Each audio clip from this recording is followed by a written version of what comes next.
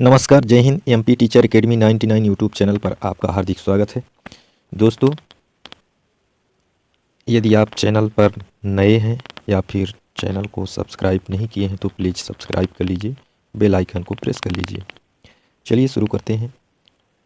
आज का टॉपिक है पृथ्वी हमारा आवास। जी हाँ, ये भूगोल का खंड है। तो सबसे पहले हम सौरमंडल के बारे में बात करेंगे। तो देखते हैं सौरमंडल में पृथ्वी और सौरमंडल के महत्वपूर्ण परीक्षा उपयोगी जो तथ्य हैं उनको देखेंगे। ठीक है, जितने भी महत्वपूर्ण टॉपिक्स हैं सबको कवर किया जाएगा। ठीक है, तो चलिए आप शुरू करते हैं। देखिएगा, सौरमंडल का सबसे पहले अर्थ समझ लेते हैं कि सौरमंडल का अर्थ क्या है। तो दोस्तों, सौरमंडल जो है, तो सौर शब्द का अर्थ है सूर्य से संबंधित, इसलिए सूर्य के परिवार को सौरमंडल कहा जाता है। ठीक है, अब बात आती है कि सौरमंडल में कौन कौन शामिल होंगे, क्या क्या होगा सौरमंडल में, कौन कौन होंगे। ठीक है, तो इसमें होंगे सूर्य, ग्रह तथा कुछ अन्य खगोलीय पिंड जैसे क्षुद्र ग्रह, एवं यहाँ पे क्षुद्र ग्रह लिखा गया है जबकि यहाँ क्षुद्र क्षुद्र ग्रह। ठीक है, इस तरह से होगा। क्षुद्र ग्रह एवं उल्का पिंड मिलकर सौरमंडल का निर्माण करते हैं। ठीक है, अब बात आती है कि सौरमंडल तो ठीक है, पर जो सौरमंडल है, सौर परिवार है, उसका मुखिया कौन है। तो सौरमंडल का जो मुखिया है वह कौन है, तो सौरमंडल का मुखिया सूर्य है। ठीक है, कौन है, सूर्य है।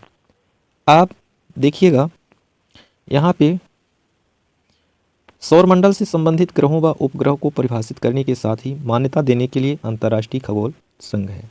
ठीक है, आप बात आती है सूर्य के बारे में, कुछ क्या सूर्य की विशेषताएं हैं उनको जान लेते हैं। तो सबसे प्रमुख बात है कि सूर्य सौरमंडल का प्रधान है, मुखिया है, प्रमुख है। ठीक है, सूर्य एक गैसीय गोला है जिसमें हाइड्रोजन की मात्रा 71%, हीलियम की मात्रा 26.5% एवं अन्य तत्व 2.5% होता है। ठीक है, एक महत्वपूर्ण बात और है कि सूर्य का केंद्रीय भाग क्रोट कहलाता है, यानी कोर कहलाता है, और इसकी उम्र 5 बिलियन वर्ष बताई गई है। ठीक है, चलिए अब बात करते हैं जो सूर्य का प्रकाश है वो पृथ्वी तक पहुंचने में कितना समय लेता है। तो सूर्य के प्रकाश को पृथ्वी तक पहुंचने में 8 मिनट 16.6 सेकेंड का समय लगता है। ठीक है, आप चलिए जो कुछ और इसमें बातें हैं उनको जान लेते हैं। तो देखिएगा, सौरमंडल के पिंड अंतर्राष्ट्रीय खगोल शास्त्रीय संघ की प्राग सम्मेलन, यहाँ पे प्राग होगा। ठीक है, इस तरह से चलिए, प्राग सम्मेलन 2006 के अनुसार सौरमंडल में मौजूद पिंडों को 3 श्रेणियों में बांटा गया है। अब वो श्रेणियाँ कौन कौन सी हैं, तो सबसे पहले है परंपरागत ग्रह, जिसमें आते हैं बुध, शुक्र, पृथ्वी, मंगल, बृहस्पति, शनि, अरुण एवं वरुण। ठीक है, फिर इसके बाद बौने ग्रह भी हैं। तो बौने ग्रह कौन कौन है, तो बौने ग्रह हैं प्लूटो, चिरान, सेरस 2003, यूवी 313। ठीक है, फिर लघु सौरमंडलीय पिंड, इनमें है धूमकेतु, उपग्रह एवं अन्य छोटे खगोलीय पिंड। ठीक है, यहाँ पे ये भी समझते चलिए कि कुल 8 ग्रहों में से कुछ ऐसे ग्रह हैं जिनको हम नंगी आंखों से देख सकते हैं। ये ग्रह कौन है, बुध, शुक्र, शनि, बृहस्पति और मंगल। ठीक है, आगे देखिएगा, ग्रह को अंग्रेजी में प्लैनेट कहते हैं। प्लैनेट ग्रीक भाषा के प्लेनेटाई से बना है, जिसका अर्थ होता है परिभ्रमक, अर्थात चारों ओर घूमने वाला। ठीक है, चलिए आगे बढ़ते हैं। ग्रह ऐसे खगोलीय पिंड होते हैं जो सूर्य के चारों ओर एक निश्चित दिशा में परिक्रमा करते हैं। ठीक है, यानी कि जो ग्रह होंगे, जैसे मान लीजिए सूर्य है, ठीक है, और उसके चारों तरफ, ठीक है, इस तरह से परिक्रमा करते हैं। ठीक है,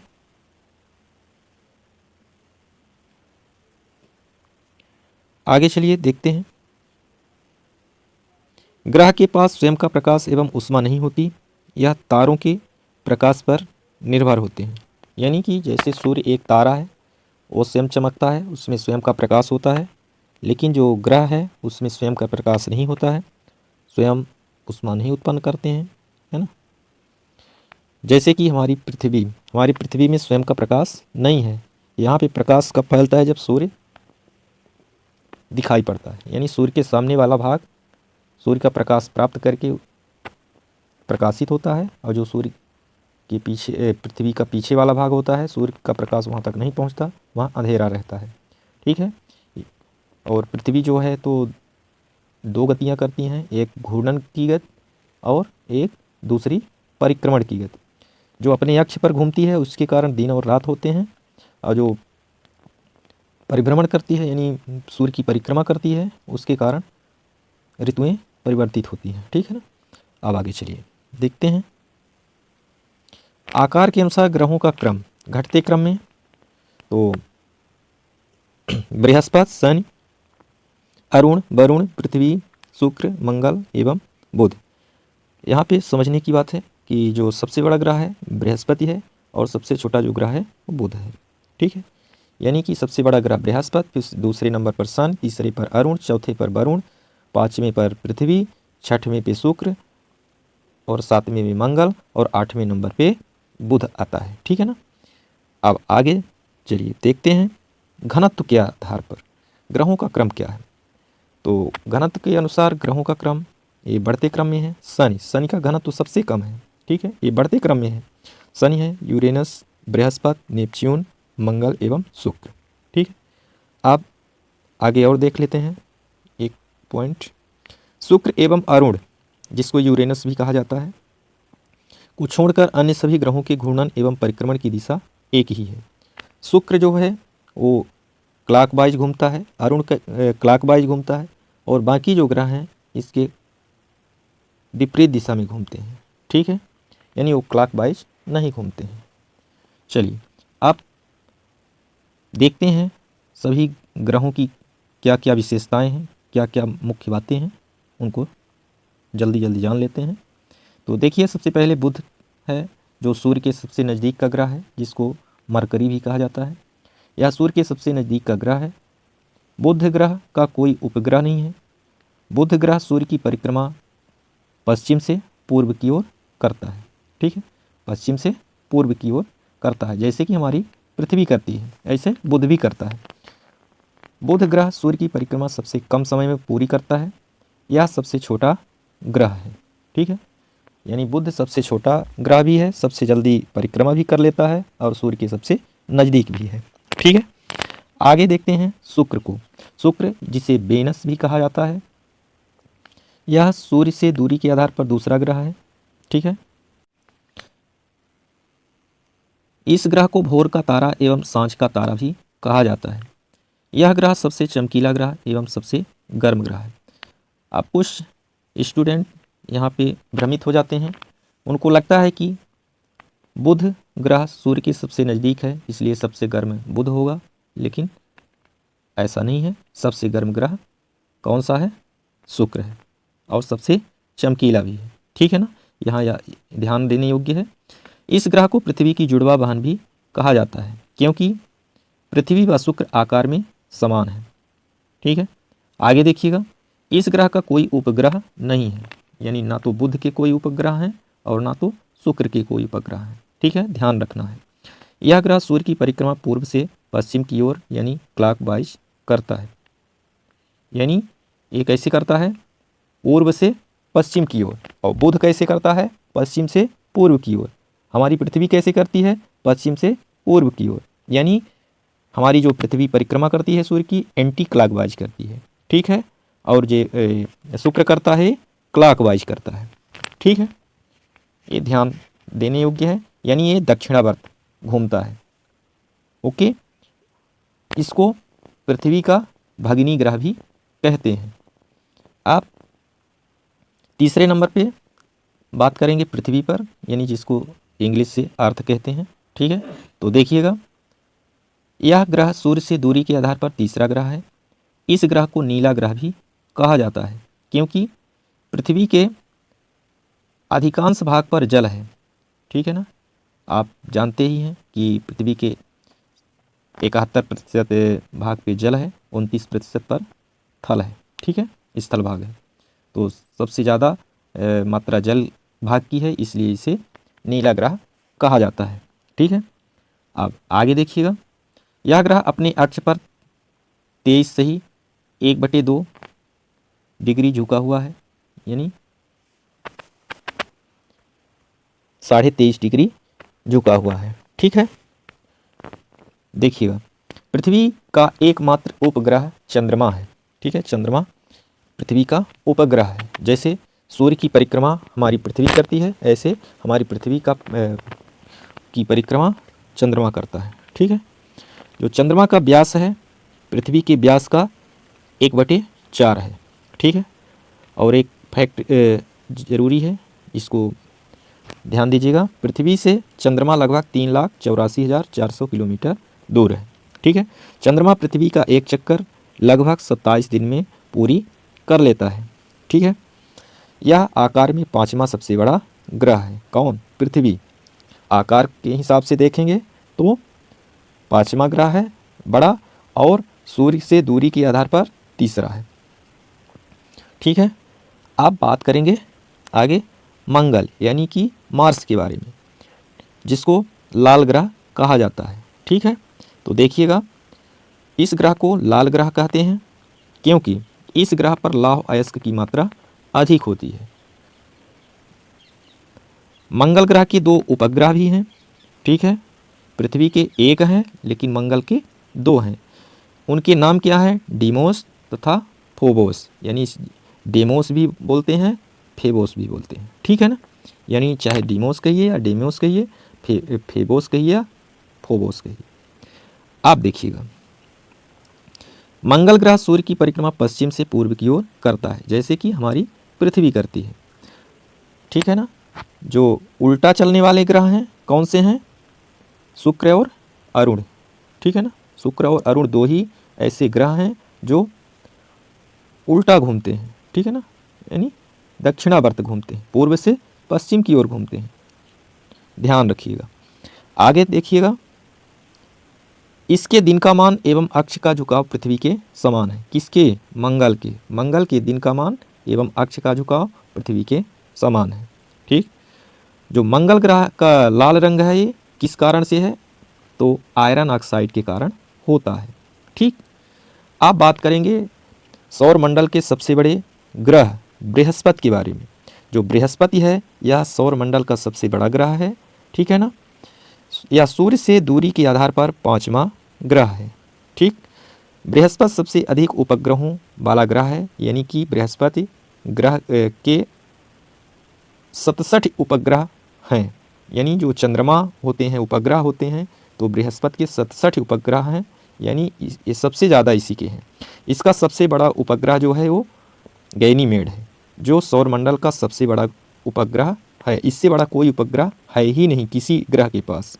ठीक, आगे देखिएगा, यह सूर्य की परिक्रमा पश्चिम से पूर्व की ओर करता है, जैसे कि हमारी पृथ्वी करती है। ठीक, इसके चारों तरफ छल्ले पाए जाते हैं। यहाँ छाले लिख दिया गया है, छल्ले।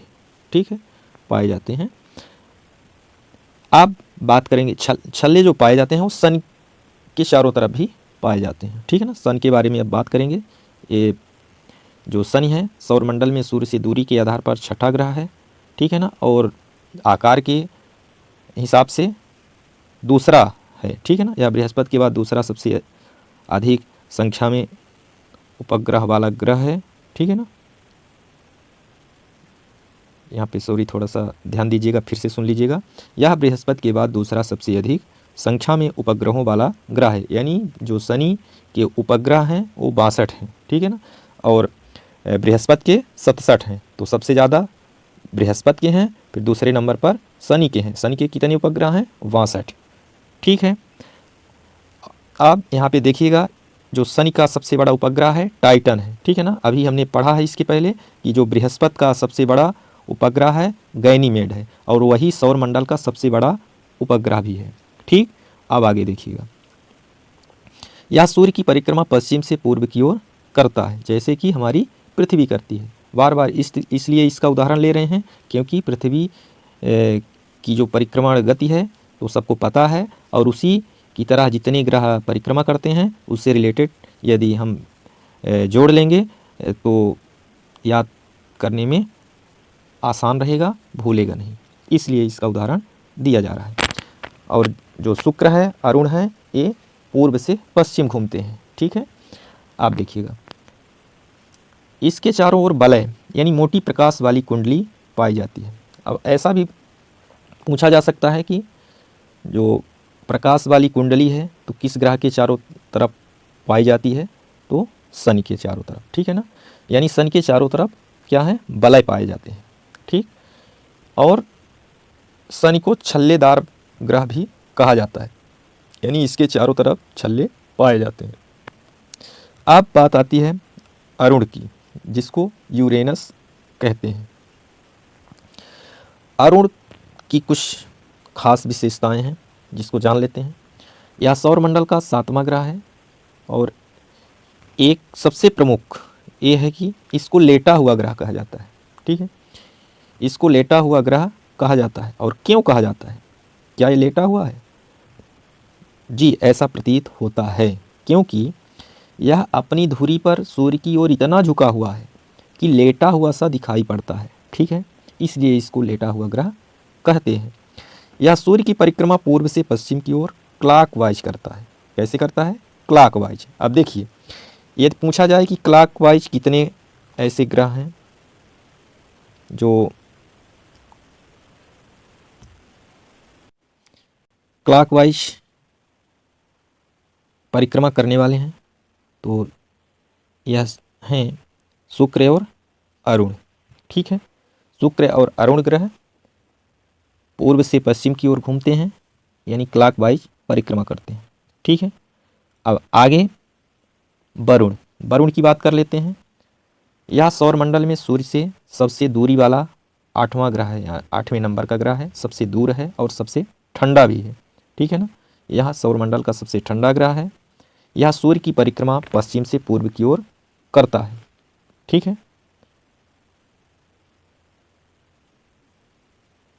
देखिएगा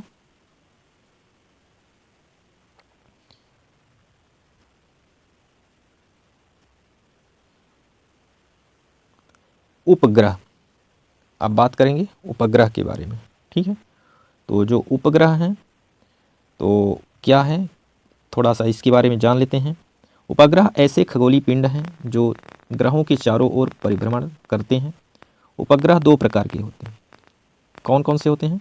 प्राकृतिक व कृत्रिम उपग्रह। ठीक है। जो प्राकृतिक उपग्रह होते हैं वे ग्रहों के चारों ओर परिक्रमा करते हैं। जो कृत्रिम उपग्रह होते हैं पृथ्वी के धरातल से एक निश्चित उद्देश्य से मानव द्वारा भेजे जाते हैं। ये प्रकृति के नहीं होते हैं, प्रकृति द्वारा बनाए हुए नहीं होते हैं, मानव ने इनको बनाया करके और भेजते हैं। ठीक है ना। अब चंद्रमा की बात है। चंद्रमा थोड़ा सा जान लेते हैं। चंद्रमा की कुछ खास विशेषताएं हैं, जैसे कि चंद्रमा को जीवाश्म ग्रह भी कहा जाता है। ठीक है। जो चंद्रमा का व्यास है 3480 किलोमीटर तथा द्रव्यमान पृथ्वी के द्रव्यमान का लगभग 1/81 है। यानी कि जो पृथ्वी का द्रव्यमान है तो वो कितना है? 1/81 है लगभग में। ठीक है। अब तारा जो है, तारा के बारे में कुछ विशेषताएं जान लेते हैं। तो देखिएगा, ऐसे खगोलीय पिंड जो गैसों से बने होते हैं तथा आकार में बड़े और गर्म होते हैं, उनको क्या कहा जाता है? तारा। क्या कहा जाता है? तारा। ठीक है। तारों के पास अपनी ऊष्मा तथा प्रकाश होता है जिसे वे बड़ी मात्रा में उत्सर्जित करते हैं। ठीक है, यानी स्वयं का प्रकाश तारों के पास होता है। ठीक है। सूर्य भी एक तारा है। सूर्य कैसा है? ग्रह है कि तारा है?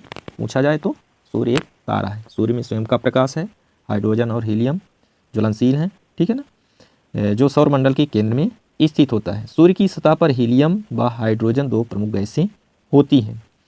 ठीक है। अब देखिएगा, सूर्य की सतह का तापमान लगभग 6000 डिग्री सेल्सियस तक होता है। सूर्य के नज़दीकी प्रमुख तारे कौन कौन से हैं जिसको जान लेते हैं? तो प्रैक्सिमा सेंचुरी व अल्फा सेंचुरी। ठीक है। अब बात करेंगे नक्षत्र मंडल के बारे में। तो नक्षत्र मंडल देखिएगा, रात्रि में आसमान में विभिन्न तारों के समूहों द्वारा बनाई गई विविध आकृतियों को नक्षत्र मंडल कहा जाता है। उर्सा मेजर या बिग बियर इसी प्रकार का एक नक्षत्र मंडल है। आप देखे होंगे सप्तऋषि तारा। ठीक है ना, सप्तऋषि तारा जो है 7 तारों का समूह है जिसको स्मॉल बियर कहा जाता है। ठीक है ना, प्राचीन समय में दिशा का निर्धारण रात्रि के समय तारों की सहायता से होता था। ठीक, आगे देखिएगा, उत्तरी तारा उत्तर दिशा को बताता है, इसे ध्रुव तारा भी कहा जाता है। ये जो तारा मंडल है, सप्तऋषि तारा मंडल है, उसके सीध में उत्तर की ओर ध्रुव तारा है जिसके आधार पर दिशा का ज्ञान प्राचीन समय में लोग करते थे। अब बात आती है कक्षा। कक्षा क्या है? तो कक्षा के बारे में, अब ये सौरमंडल से संबंधित है ना टॉपिक है। तो कक्षा क्या है? सौरमंडल के सभी 8 ग्रह एक निश्चित पथ पर सूर्य का चक्कर लगाते हैं।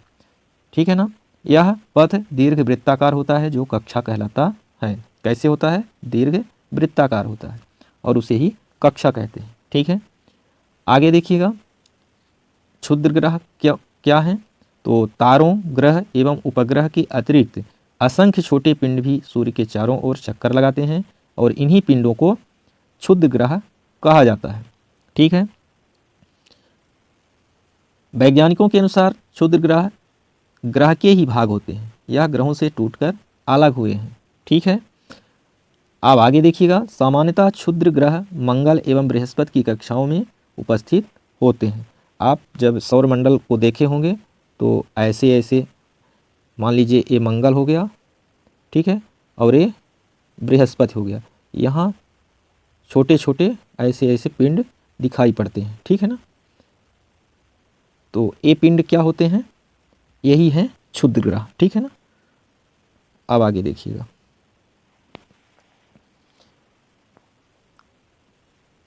फोरवेस्टा एकमात्र क्षुद्र ग्रह है जिसे नंगी आंखों से देखा जा सकता है। ठीक है, नंगी आंखों से देखे जा सकने वाला एक ही क्षुद्र ग्रह है, उसका नाम है फोरवेस्टा, याद रखिएगा। आगे देखें, बौने ग्रह। बौने ग्रह जैसे कि 2006 के पहले जो यम था यानी प्लूटो था, उसको ग्रह मानते थे, 9 ग्रह गिनते थे, लेकिन अगस्त 2006 की IAU की प्राक सम्मेलन में ग्रह कहलाने के मापदंड पर खरे नहीं उतरने के कारण एवं ग्रहों की श्रेणी से अलग कर बौने ग्रह की श्रेणी में रखे जाने के कारण अब जो यम है तो यम को बौना ग्रह कहा जाता है, ग्रह नहीं कहा जाता है। ठीक है, एक बात और ध्यान रखने योग्य है कि IAU ने इसका नया नाम 134340 रखा है। ठीक है, आगे देखिएगा, सेरस। वो सेरस है तो IAU की नई परिभाषा के अनुसार इसे बौने ग्रह की श्रेणी में रखा गया है, जहां इसे संख्या 1 से जाना जाएगा। ठीक है, यानी कि किस संख्या से जाना जाएगा? तो यहाँ जो संख्या लिखी है इस संख्या से उसे चिन्हित किया गया है, जाना जाएगा।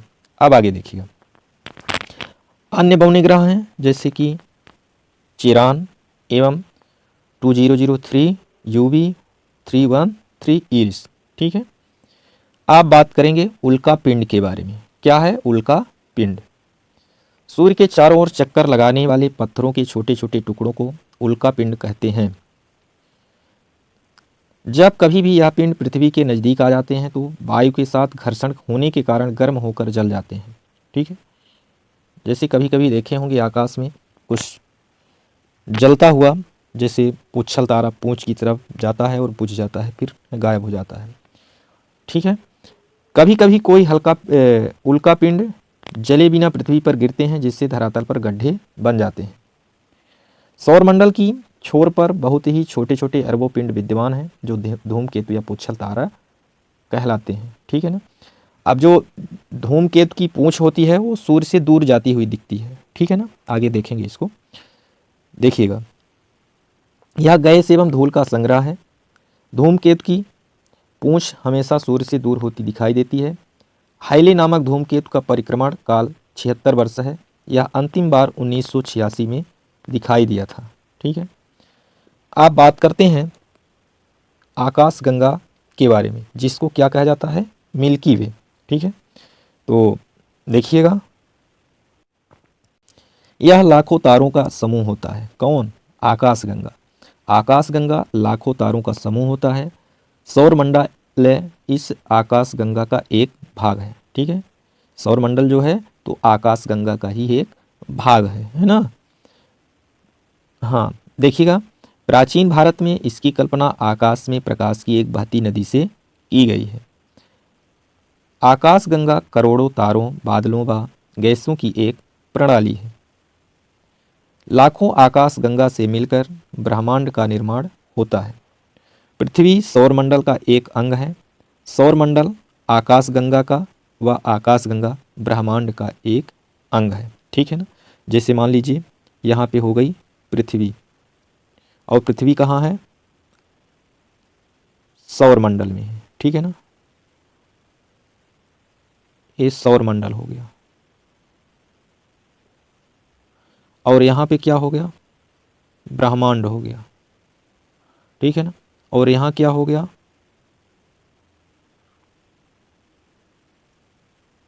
फिर से समझिएगा, जैसे कि ये पृथ्वी, ठीक है, और यहाँ सौरमंडल।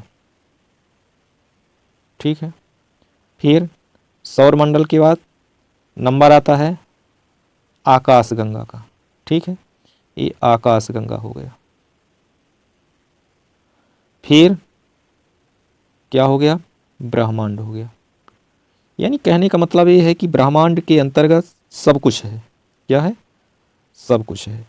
जो पृथ्वी है, देखिएगा, ब्रह्मांड के अंतर्गत कई आकाश गंगाएं हैं, और कई जो आकाश गंगा है मिल्की वे है, उसके अंदर सौरमंडल है, और सौरमंडल के अंदर हमारी पृथ्वी है, और पृथ्वी पर हम लोग हैं। ठीक है, तो ये थे आज के आकाश गंगा, ग्रह, उपग्रह, उल्कापिंड, बौने ग्रह। ठीक है, क्षुद्र ग्रह, कक्षा, नक्षत्र मंडल, तारा। ठीक है ना, ये सब जो कुछ महत्वपूर्ण सौरमंडल के तथ्य हैं, इनको आप देखे हैं। आशा है आप इनको अच्छे से सुने होंगे, समझे होंगे, और जहाँ कहीं डाउट है तो आप कमेंट छोड़ सकते हैं। दोस्तों, यदि वीडियो अच्छी लगे तो अपने दोस्तों में शेयर कीजिएगा, लाइक कीजिएगा। अब चलते हैं, मिलेंगे नई वीडियो के साथ, पुनः नई जानकारी के साथ। आपका फिर से स्वागत होगा। तब तक के लिए टेक केयर। जय हिंद, जय भारत, धन्यवाद।